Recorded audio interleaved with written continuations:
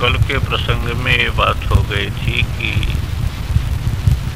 तथा यत् परमार्थेन यदा यत्र यथा स्थितम तत्तथा बलमाक्रम्य न चिरात् संप्रवर्तते।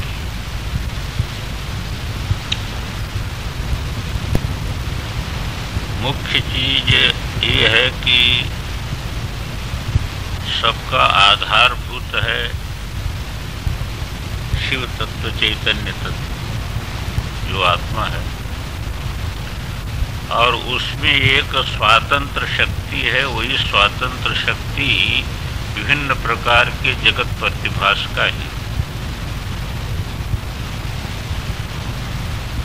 इसलिए वो जितने भी संकल्प हैं, वो संकल्प जो है यदि चैतन्य के साथ संबंधित होते हैं तो सिद्धि की हेतु, और शरीर आदि के साथ संबंधित हो जाते हैं तो परिच्छिन्न सिद्धि। बस इतने मात्र है। मूल स्वरूप के साथ यदि संबंधित होते हैं तो वही सर्वज्ञता, सर्वकर्तृत्व इत्यादि उत्पन्न कर देते हैं। और उपाधि के साथ जो है यदि उनका संबंध बनता है तो वही मात्र केंद्रित हो जाते हैं। ऐसे स्वप्न में स्वसृष्टि होने पर भी जब स्वप्न के एक शरीर के साथ संबंधित हो जाता है तो दूसरे शरीर पर उसका बस नहीं चलता। और यदि मूल के साथ वहाँ संबंधित हो तो सारा स्वप्न जगत उसको वैभव मालूम होगा कि नहीं मालूम। क्योंकि जब सारा स्वप्न जगत उसी पर प्रतिभाषित है, उसी के संकल्प से प्रतिभाषित है, तो सारा स्वप्न जगत जो है उसको अपना वैभव मालूम होगा। पर जब तक जो है वह एक उपाधि के साथ अहंता संबंधित रहेगी तब तक ये अनुभूति नहीं होगी।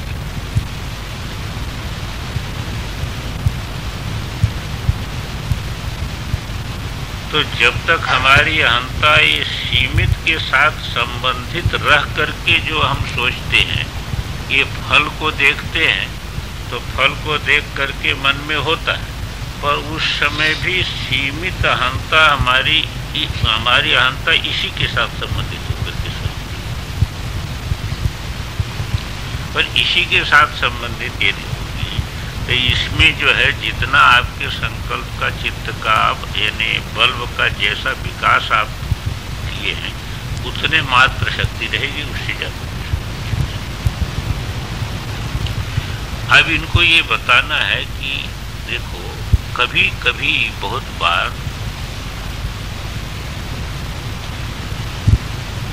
व्यक्ति अप्रत्याशित काम कर देता है, तो किसी न किसी रूप में उसका संकल्प जो है वह स्वरूप संबंधित हो जाता है। किसी भी, जैसे पहले बताया था, भय में, विशेष आनंद में एक जो है वह किसी प्रकार के जो है वह स्वाभिमान के उसमें, ऐसे में क्या होता है कि भय में भी चित्त क्या होता है कि अंतर्मुख होकर के तद्रूप हो जाता है। तो तद्रूप हो जाता है तो एक ऐसी शक्ति उसके अंदर मालूम होती है कि वह उठ नहीं सकता पर ऐसा दौड़ सकता है कि उसको पीछा करने वाला पीछा न कर सके, ऐसा दौड़ सकता। तो कभी कभी किसी निमित्त से हमारा जो संकल्प है वो स्वरूप संबंधी, तो हमारे अंदर ऐसी बल की उत्पत्ति हो जाती है, इस प्रकार की चीज की उत्पत्ति हो जाती है कि जिसको हम कल्पना नहीं कर सकते। तो ये आवेश ही होता है, यही होता है कि एक जो है आवेश हो जाता है, तो स्वरूप का बल जो है उस समय केंद्रित हो जाता है। तो जैसा सोच नहीं सकता व्यक्ति ऐसा कर जाता है। इसी को कहते हैं दुर्बलोपि तदाक्रम्य यतः कार्ये प्रवर्तते आच्छादयेत् बुभुक्षां च तथा योति बुभुक्षितः। कहते हैं कि अत्यंत क्षीण धातु है, दुर्बल है, शरीर से बहुत दुर्बल है, पर कभी कभी वह दुर्बल व्यक्ति भी वो अपने आत्मबल का आश्रय उसको अंदर से मिल जाता है किसी भी निमित्त से, तो वह बहुत बड़ा बड़ा कार्य जो है उसी दुर्बल शरीर से जो है वह बहुत बड़ा बोझा उठाने का भी काम कर सकता है, बहुत तेज दौड़ने का भी काम कर लेता है, न करने कूदने का काम कर लेता है, यानी ऐसे काम कर लेता है कि जो उसके दुर्बल शरीर से कभी हो नहीं सकता। तो उस समय कैसे कर लेता है? उस समय शरीर को छोड़ करके वृत्ति अंतर्मुख हो जाती है। अंतर्मुख हो जाती है तो आत्मबल उसका जागृत, उस आत्मबल से संबंधित बन जाता है, आत्मबल से संबंधित उसका संकल्प बन जाता है, तो उस प्रकार का करता है। तो ऐसा व्यवहार में भी देखा जाता है। अत्यंत भूख लगी है, अत्यंत भूख लगी, पर कभी जो है किसी भूखे किसी को देख करके उसमें आवेश हो जाता है, तो 50 दिन का भी भूखा है तो भी अपना भोजन उठा करके दे देता, वो अपनी भूख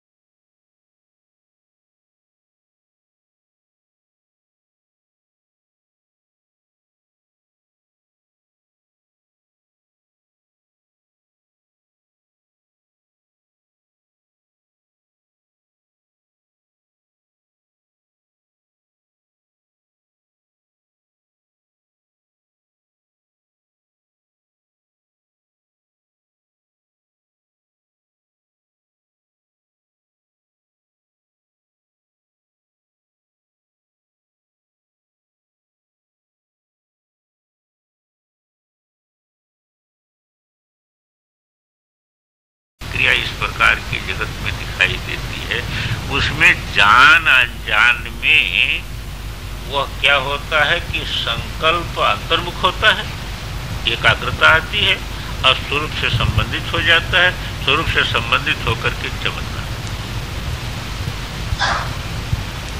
एक आवेश हो जाता है, चमत्कार। इसी बात को यहां पर कहा दुर्बलोपी तद आक्रम्य, दुर्बल भी व्यक्ति है और दुर्बल भी व्यक्ति है, पर जो है वह उस उत्साह बल को, जो स्वरूपगत उत्साह बल को यदि जो है वह उस पर जो उससे संबंधित हो जाता है तो कार्य प्रवर्तित। कोई अति बुभुक्षितो भी, अत्यंत उसको भूख लगी है पर भूक्षाम अच्छा देती, वह अपने भूक्षा को एकदम जो है भूल जाता है, एकदम उसको दबा देता है, उसमें समर्थ हो जाता है। तो ये सारी चीजें ऐसी मिलती हैं। यहां तक कि कोई दुर्बल है, अब दुर्बल है तो क्या होता है कि उसको किसी ने सलाह दिया तुम ऐसा आसन करो, ऐसी कसरत करो, ये खाओ, तो जो है अब धीरे धीरे उसी उद्योग में लग गया। तो उद्योग में लगने पर उसका क्या है कि संकल्प अनुकूल बनता है, वो उद्योग का उतना महत्व नहीं है। हाँ, मनोवेग, उसका मन ही ऐसा बन जाता है तो उसका आत्मविश्वास जग जाता है, तो अंदर से उसको शक्ति मालूम होती, पहलवान हो जाता है। दुर्बल जो पहलवान होता है, पर वो नहीं समझता कि ये हमारी आत्मशक्ति क्या करती है। मंदिर इत्यादि भी क्या करते हैं, बिना किसी आधार के व्यक्ति जो है, जब तक जगत में व्यक्ति है तब तक बिना आधार के जो है वो नहीं चल पाता है। संकल्प तो करता है पर उसके में विकल्प बना रहता है, क्योंकि उसका संकल्प शरीर को लेकर के रहता है, तो विकल्प बना रहता है। विकल्प बना रहता तो उसका काम होता नहीं है। जब किसी मंदिर में जाएगा वो सोचेगा कि जो है वह इतने सोमवार को जाएंगे इतने, तो अब क्या होगा कि वो संकल्प उसका जो है ना देवता संबंधित होगा। अब देवता संबंधित होते होते क्या होगा कि वो विकल्प जो उसमें हो रहा था ना, वो विकल्प हटता जाएगा और उसको अंदर से पक्का होगा कि मेरा काम अवश्य। वो संकल्प के अंदर जो विकल्प है वो विकल्प दूर हो जाएगा। विकल्प दूर होने हो करके क्या होता है कि उसका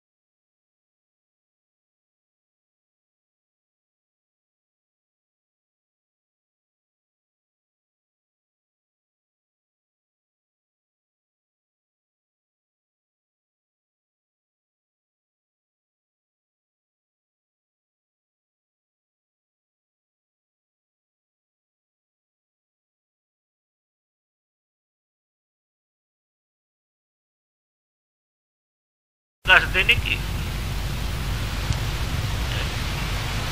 जीरो पावर से जो प्रकाश मिल रहा, क्या विद्युत में उतने ताकत है प्रकाश देने की? इसी प्रकार आपके स्वरूप में इतने ताकत नहीं है जितने का उपयोग कर रहे हैं। बहुत ताकत है, सर्वशक्ति केंद्र है, परंतु हमारा संकल्प, हमारा बल इतना कमजोर है इस शरीर आदि के साथ मिलकर के, इन परिस्थितियों के साथ मिलकर के, कि वहां से हम बल ग्रहित नहीं कर पाते हैं। अब बल ग्रहित नहीं कर पाते तो कमजोर हो जाते हैं। पर किसी भी माध्यम से यदि बल गृहीत हो गया तो वो चमत्कार पूर्ण कार्य कर देता है, चाहे जान में चाहे अनजान में। किसी भी माध्यम से यदि आपका संकल्प जो है वह सीधे संबंधित हो जाता है तो आपका आत्मबल जागरूक हो जाता है, फिर आपका जो है विकल्प रहित हो जाता है, आपका जो है चित्त विकल्प रहित हो जाएगा, उसमें संशय की कहीं गंध भी नहीं रहेगी, और फिर जैसा संकल्प रहेगा वैसे आप कर डालेंगे, कुछ भी होगा नहीं, कोई भी प्रतिरोध, कोई शक्ति भी प्रतिरोध नहीं कर सकती, कोई शक्ति प्रतिरोध नहीं कर सकती। योगी में और क्या बल है? योगी में कोई दूसरा बल नहीं है, उसमें बल यही है कि उसके संकल्प के साथ विकल्प नहीं है, और कोई बल उसके पास नहीं है। आत्मबल तो सबके पास है, पर सबका संकल्प यहां से संबंधित होने से विकल्पग्रस्त है, तो विकल्पग्रस्त है तो उसको संशय होगा ही, अपने संकल्प के साथ संशय होगा ही। योगी में क्या होगा कि उसका संकल्प विकल्प रहित है, तो वो संकल्प करता नहीं, लेकिन संकल्प कोई होगा तो उसको कोई काट नहीं सकता, संकल्प नहीं करेगा योगी, पर कोई संकल्प यदि हो गया तो कोई शक्ति ऐसी नहीं है कि उसके संकल्प का प्रतिरोध कर सके, क्योंकि उस स्वरूप से हो जाता है, स्वरूप प्रतिष्ठित हो। तो यहाँ इनके कहने का तात्पर्य है कि जरा इसकी परीक्षा करनी चाहिए, जहां से भी जो चमत्कार जो है ज्ञान शक्ति का और क्रिया शक्ति का दिखाई दे रहा है, वो सारा का सारा यहीं से आ रहा है, जान में अनजान, दूसरा कोई केंद्र नहीं। जैसे हम कहें जितना चमत्कार आपको यहाँ दिखाई दे रहा है कि फैक्ट्री चल रही है, टेप रिकॉर्ड बोल रहा है, पंखा चल रहा है, तो कूलर जो है वह काम कर रहा है, तो जो है मशीन काम कर रही है, वो सब एक जगह से, सभी एक ही जगह से, वो विद्युत है। बाकी तो विद्युत से कितना गृहित करना, जितना जो गृहित कर रहा है उतना ताकत ले रहा है, 5 हार्स पावर कोई ले रहा है, कोई 3 हार्स पावर ले रहा है, कोई जितना है उतने तो ले रहा है ना, उससे ज्यादा तो नहीं ले रहा है। अब जितना ये बल्ब का जो है वह विकास होता है उतना गृहित करता है, पर सारा का सारा जो हो रहा है वो, इसी बात को इन्होंने इस कारिका के द्वारा लक्षित किया कि आप अनुभव करके जगत में देखिए और व्यवहार में अनुभव करके देखिए कि जान अनजान में कहीं से भी आपको कोई शक्ति गृहित हो रही है तो वहीं से गृहित हो रही है। इसलिए आप देखते हैं कि कभी कभी अत्यधिक दुर्बल व्यक्ति है पर ऐसी चीज कर लेता है, ऐसा कर लेता है कि जो है वह जो नहीं कर सकता है, अत्यंत भूख से जो है वह व्याकुल है, पर उसकी बुभुक्षा एकदम उसको रोक, तो वहां से बल लेगा।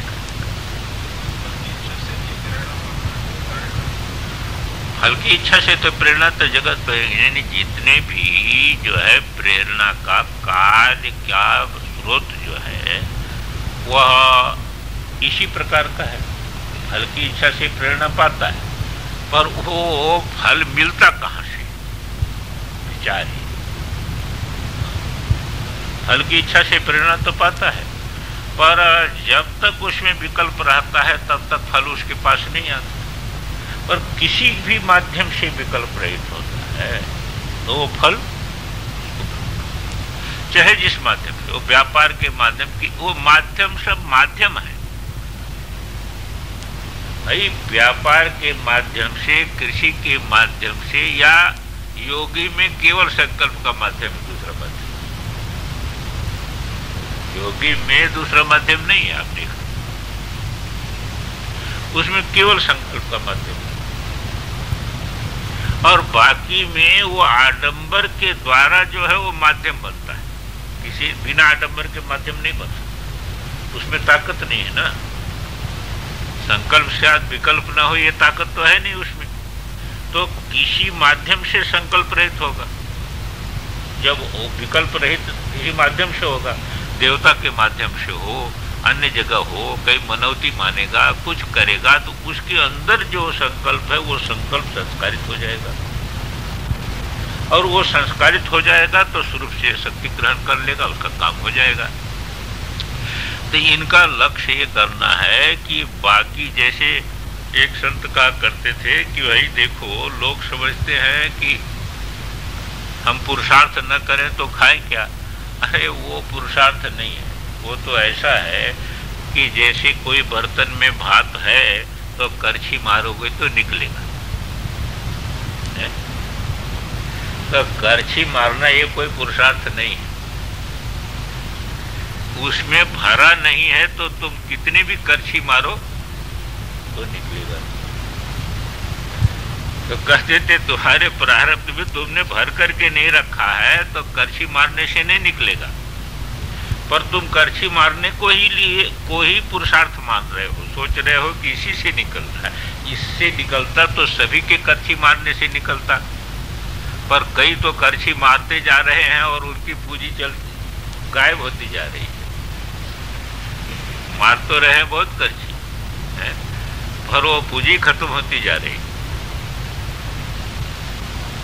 पर इसको भ्रम क्या होता है कि करछी मारने से निकला।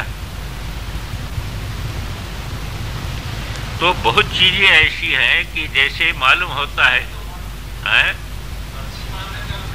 अबे महत्व है, इसमें कोई मतलब नहीं होती। मैं कह रहा हूं ना कि जितना भी आधार व्यक्ति लेता है उसका महत्व है, पर वो महत्व इतने है कि उसके अंदर का जो संकल्प है ना, उसके अंदर की जो चीज है वो साफ होती, मिलता उसको यहीं से है। जैसे भगवान ने गीता में कहा कि किसी देवता की उपासना कोई करता है, चाहे भूत प्रेत की कहीं से भी उपासना करता है, और उससे जो फल प्राप्त हो रहा है वो फल मुझसे प्राप्त हो रहा है, पर वो जानता नहीं। वो जानता है कि किसी देवता से होता है, उस देवता से नहीं प्राप्त हो रहा है, वो मुझसे प्राप्त हो रहा है। इसी प्रकार यहाँ पर कह रहे हैं कि जिस किसी भी प्रक्रिया से आपको शक्ति ग्रहण हो रहा है तो हो रहा है वहीं से, मूल से ही, पर वो मूल तो दिखाई दे नहीं रहा है, तो जो प्रक्रिया है वही दिखाई दे रही है। तो उसी प्रक्रिया में विश्वास बनता है कि इस प्रक्रिया से आपको हो रहा है। पर योगी सर्व प्रक्रिया छोड़ करके उसमें कहां से आ जाती है? वो तो बाहर की प्रक्रिया सब छोड़ देता है, तो बाहर की प्रक्रिया छोड़ देता है तो उसमें कहां से आती है? वो वही उसका संकल्प वो संकल्प नहीं करता है, और वो संकल्प उसके अंदर आया तो फिर कोई भी ताकत उसको रोक। भरद्वाज के अंदर संकल्प खाली आता है कि सेना सहित भरत आए हैं, राजा हैं, इनका सत्कार होना चाहिए, तो रिद्धि सिद्धि वहां पर बनती। पर वो फूस की कुटी में रहते हैं, कंदमूल खाते हैं, कौन जानता है कि उनके अंदर ताकत है? देखो कौन जानता है? नहीं। ये संकल्प, वो चेतन में कहीं भी कमी नहीं है ना। विकल्प रहित संकल्प का योग हुआ, चाहे आपके अधिकार से हुआ, चाहे अनधिकार से हुआ, चाहे किसी चीज के माध्यम से हुआ, शक्ति वहीं से प्रकट हो जाती है, काम हो जाता है। और इसके लिए प्रत्यक्ष इन्होंने कराया कि देखो ऐसा लोक में देखा जाता है। बहुत चीजें ऐसी देखी जाती हैं जो समझ में नहीं आती। काशी का हमने बताया था, रामलीला हो रही थी, वहां का एक बैरिस्टर था, एक अंग्रेज कमिश्नर था, उसको ले गए, और हनुमान जी का उस दिन जो है वह पार्ट, और उसके मुख से निकल गया। उसने कहा कि जो है वह क्या तुम लोग भारत के लोग, ये हनुमान तो समुद्र कूद गए, और ये नदी है, ये नदी कूद सकते हैं? भाई इतना उसका जो है वह कहना था, ये झट जो हनुमान बने थे उनमें एक हमेशा। और वो उछले तो जो है वो उछले तो वरुणा के उस पार जाकर के गिरे। अब को कर सकता कोई व्यक्ति? वो जब उछले तो वरुणा के उस पार।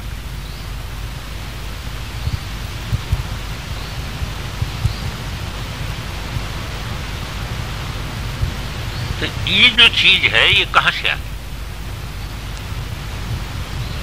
उतनी बड़ी वरुणा नदी यहां पर जो है हो रहा था, जो है वह वो, अब वहां से बताइए जो है वह आधा किलोमीटर 1 किलोमीटर उछल करके व्यक्ति चला जाए, मनुष्य, इस पर कौन विश्वास कर सकता? पर ये प्रत्यक्ष करता है।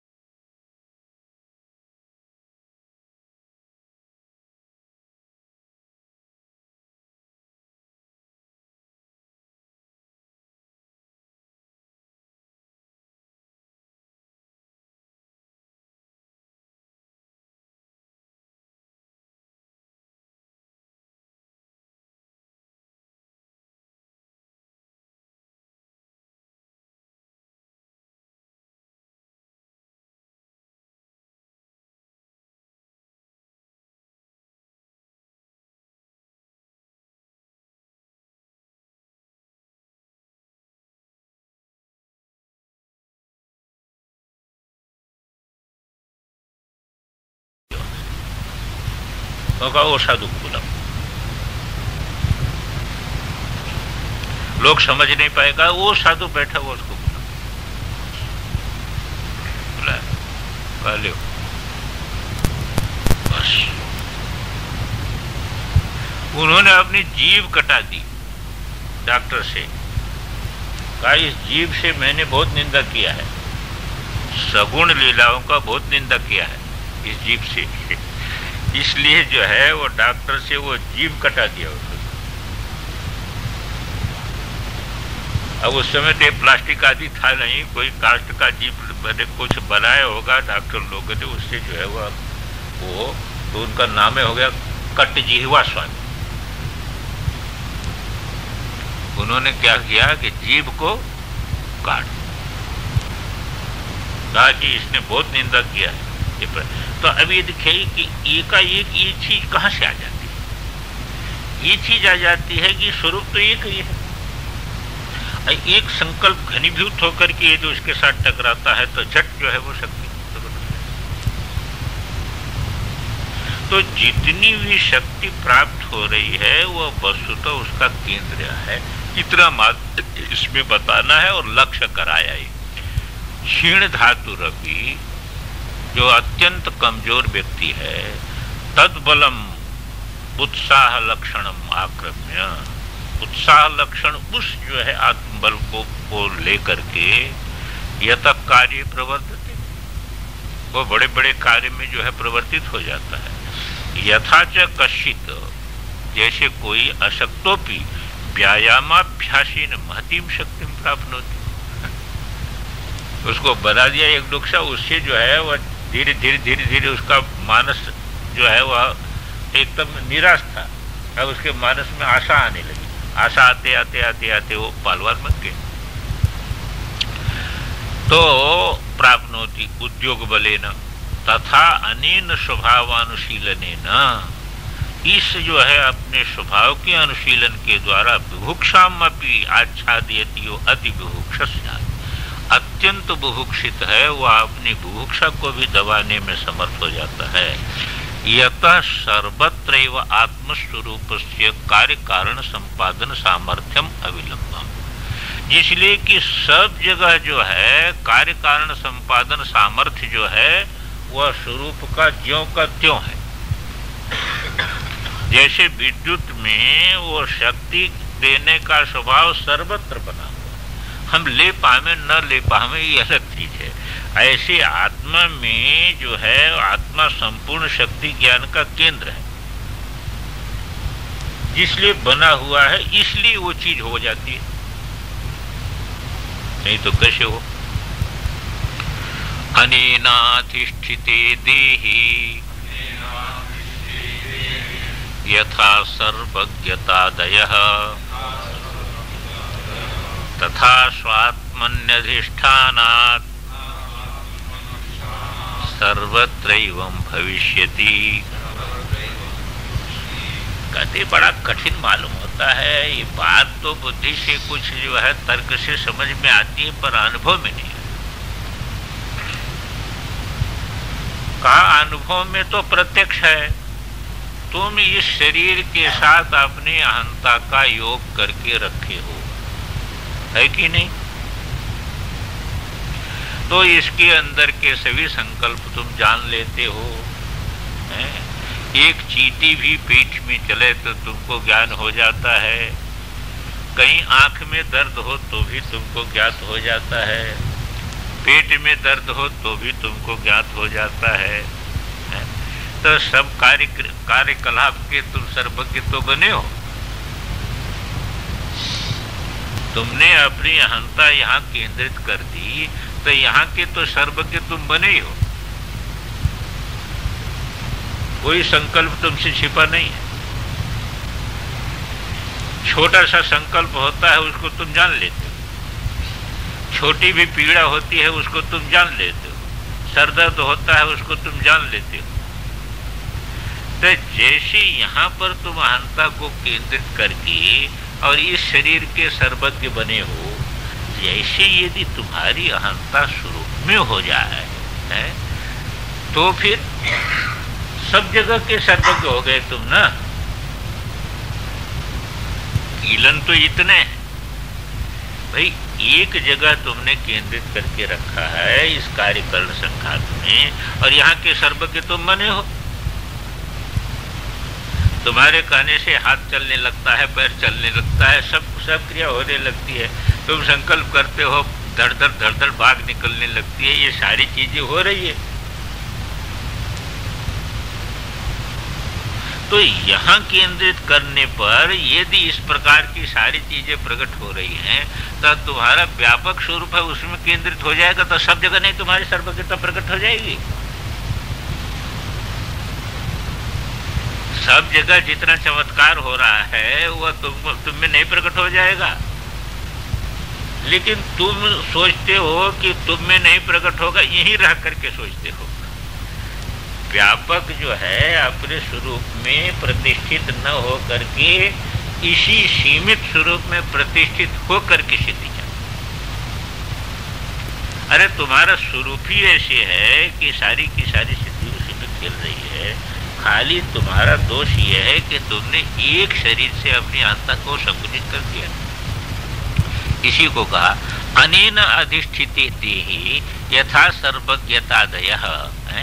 ये आत्म स्वभाव से अधिष्ठित जो ये शरीर है, जब शरीर अधिष्ठित होकर के जब काम होता है तो शरीर विषयक सर्वज्ञता इत्यादि जब हो जाती है, क्या हो जाती है? तत्र स्वल्प युका भक्षण मत क्षेत्र में जाना चाहिए। बहुत छोटा कीड़ा पीठ में जो है वह रेंगने लगा तो आपको झट ज्ञान हो। तो जी इस प्रकार का आपको ज्ञान हो जाता है। तथा स्वात्मनियोहितस्य, यदि अपनी आत्मा को आप स्वरूप में प्रतिष्ठित करने में समर्थ हो जाए तो सर्वत्र सर्वज्ञता भविष्य नहीं।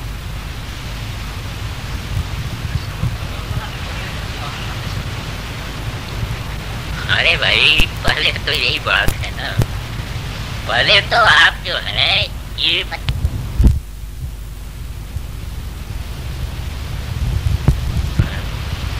मन आपका स्वरूप हो नहीं सकता है।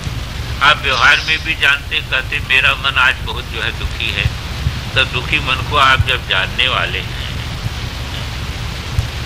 दुखी मन को जानने वाले हैं तो आप मन हो सकते हैं। आप कहते मेरी बुद्धि उस समय डगमगा गई, और डगमग होने वाली बुद्धि जब आपको दिखाई दे रही है तो बुद्धि तो आप नहीं हो सकती है। अभी स्थूल शरीर और सूक्ष्म शरीर को से अहंता हटा करके आप देखिए, तो आपकी अहंता को की व्यापकता को कौन काटेगा?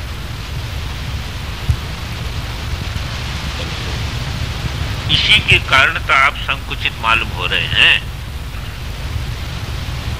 जैसे स्वप्न में सारा विश्व आपका वैभव है, पर एक शरीर के साथ आप अहंता जब जोड़ लेते हैं तो संकुचित हो जाते हैं,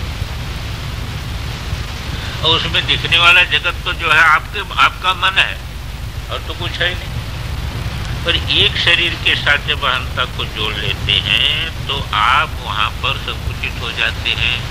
बाघ आपको खाने लगता है, कोई आपको लाठी से मारने लगता है, कोई आपका अपमान करने लगता है, कोई आपको माला पहनाने लगता है, कोई प्रशंसा करने लगता है। तो ये सारा का सारा जो प्रशंसा इत्यादि सारी चीजें बन रही हैं, उसमें कोई क्या कर रहा है? आप ही कर रहे हो कि कोई दूसरा कर रहा है? परंतु देखिए क्या, एक पंडित जी थे तो जो है वो कभी भी शास्त्रार्थ में हारते नहीं थे, बड़े प्रतिभाशाली। एक दिन सपने में एक पंडित से शास्त्रार्थ हो गया, वो हार गए तो दुखी हो गए। उन्होंने सोचा जीवन में कभी हारा नहीं, आज कैसे हार गया? तो सवेरे बैठे थे, दुखी बैठे, एक महात्मा तो कहा कि क्या पंडित जी क्या बात हो गई आज? अरे कहा स्वामी जी जीवन में कभी हारा नहीं, आज हार गया। अरे कहाँ शास्त्रार्थ कहा है? अरे स्वप्ने में एक पंडित से शास्त्रार्थ हो गया। महात्मा हंसने लगे, कहा पंडित, स्वप्ने में जो पंडित था जिसे आप हारे, उसमें जो बुद्धि थी वो आपकी ही बुद्धि थी कि दूसरी की बुद्धि? उसमें जो बुद्धि थी, जिस बुद्धि का आप उत्तर नहीं दे पाए, वो आपकी ही बुद्धि थी कि दूसरी की बुद्धि? तो ये बताइए, आप हारे या आप जीते? दोनों का एक ही अर्थ हुआ कि नहीं, जो पंडित वहां था वो तो आप ही थे, आपकी बुद्धि। उसमें जो बुद्धि पूरी थी जिसका उत्तर आप नहीं दे पाए, वो भी आपकी बुद्धि थी, क्योंकि दूसरी की बुद्धि तो है नहीं। तब हारा कौन और जीता कौन? लेकिन ये जो है, अब क्यों नहीं ये बात समझ में आई सपने में? इसलिए समझ में नहीं आई कि एक शरीर के साथ आत्मा केंद्रित हो गई, तो वो बुद्धि दूसरी की हो गई और ये बुद्धि अपनी हो गई। अरे अपनी क्या हो गई? वो दोनों बुद्धि तो तुम्हारी है। इसी प्रकार यहाँ से, इस शरीर से हम लोगों की आत्मा यहाँ पर केंद्रित हो जाती है। जब केंद्रित हो गई तब ये बाहर हो गया, सारी शक्ति संकुचित हो गई। तो इसी बात को कह रहे हैं कि देखो, जब ये शरीर को लेकर के इस शरीर में आप अहंता करते हैं तो शरीर की सब बातें जान। तो यदि आप जो है स्वरूप में आपकी अहंता लीन होगी तो सारा विश्व के आप सर्वज्ञ हो जाएंगे कि नहीं होगी? क्योंकि तो आपकी बुद्धि है, दूसरा तो कुछ है नहीं।